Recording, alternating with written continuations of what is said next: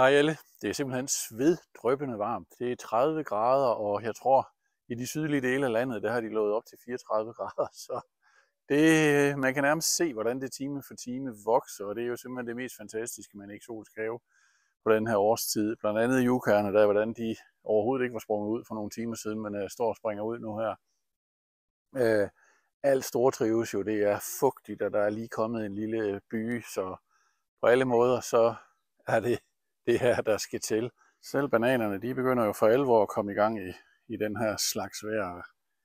Det er jo lidt fascinerende at se de her blade her folde sig ud.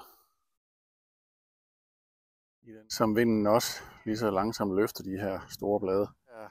Nu er vi inde i juli måned, så det er ved at være tid til dem. Så er jeg blevet spurgt til den her udsendelse, jeg lavede med TV2 for nogle år siden.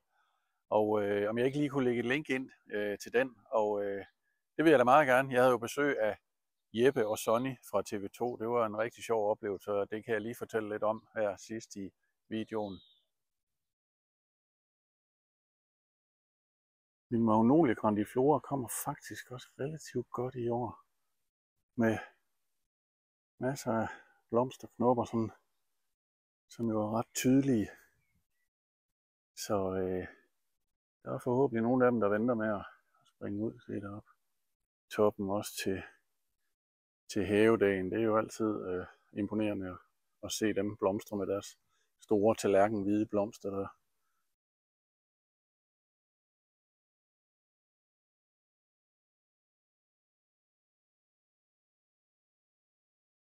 Det er faktisk sådan, hvis man følger lidt med i, hvad der sker over ved det Hvide Hus, så vil man faktisk kunne se, at ude foran det Hvide Hus på bagsiden, der står der nogle meget store træer.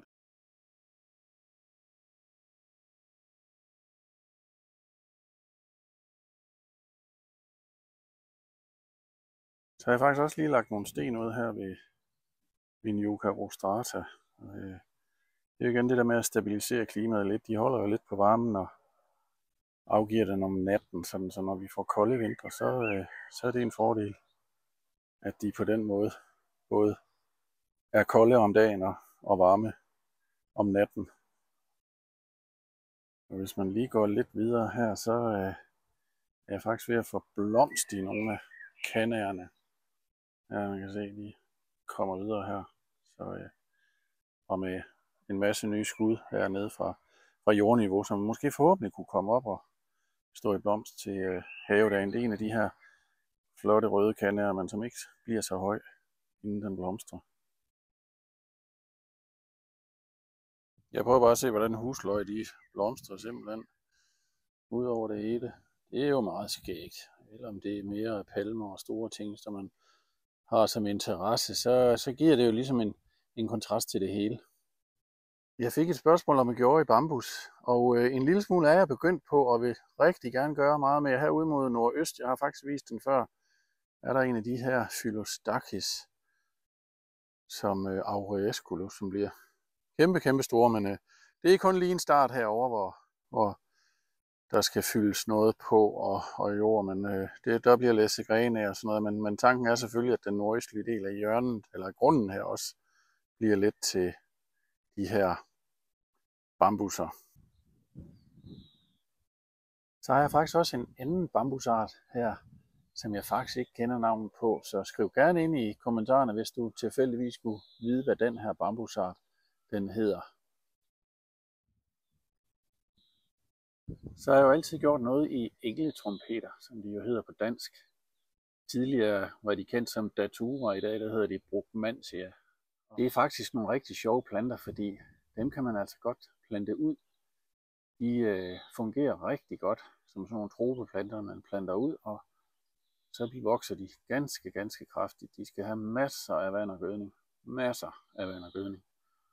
Og blomstrer jo med de her kæmpe store trompetblomster. Og faktisk, man kan tage dem ind, godt grave dem op om efteråret, sætte dem i en pot, og så overvintre dem som stueplante. Det går relativt nemt, og så kan man plante et endnu større træ ud om foråret, hvis man synes, det er sjovt at have lidt den her tropeeffekt. Jeg har i hvert fald den erfaring, at det er en god idé at plante dem ud, fordi de simpelthen er så enormt kraftigt voksne, og som man kan se på de her 30 cm lange blomster, så er de meget tæt på at springe ud, så det vil jeg selvfølgelig følge op på. Så vi sådan begyndt at lægge lidt sten ud i nogle af de her beder for at få lidt det her rustikke miljø, og nogle af roserne er også begyndt at blomstre der, så det er jo meget skægt.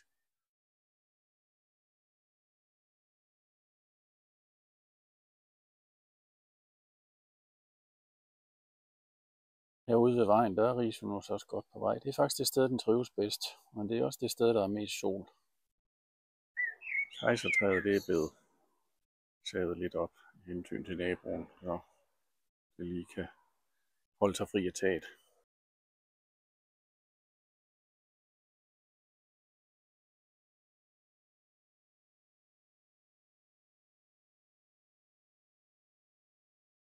Du kan se de store klasser af hjertenødder, de hænger her. Det er også spændende at få lov at spise nogle af dem i år.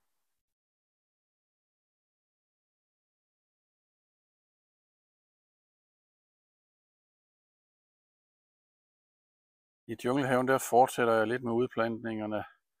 Der er lidt forskellige kannader, der kommer der. Der er en kiwi også, som står her, der vil kunne vokse op som en slyngplante, og julibrisen, det her silketræ, som gerne skulle kunne overleve der. Og så Udeleia selvfølgelig, som skal give masser af sommerfugle, nogle store blomstrede klimatis, og planter selvfølgelig også palmer ud. Af nogle små, nogle jeg selv har spiret gennem tiden. Så er I jo nogen, der har spurgt til mine oplevelser, og dengang jeg optog med TV2 med Jeppe og Sonny. Og det var faktisk en rigtig sjov oplevelse, og en herlig oplevelse at få besøg af nogle professionelle, der jo også havde læst i min bog. Og jeg fik lov til at fremvise den lidt, og de viste nogle billeder af min palmefarm og palmen, og det her med, at palmer de kan vokse om vinteren i Danmark. Så det var jo TV2-været, der ligesom var interesseret i at prøve at optage nogle steder i Danmark, hvor klimaforandringerne ligesom bliver dokumenteret ved, at vi gør nogle andre ting, som man måske ikke så meget har gjort tidligere. Så der blev fortalt historier og mange forskellige sjove anekdoter gennem tiden. Så herfra skal der i hvert fald lyde en stor tak til Sonny og Jeppe for den oplevelse og mulighed. Ja, det var det hele for den her gang. Tak fordi du så med. Vi ses snart igen. Hej hej.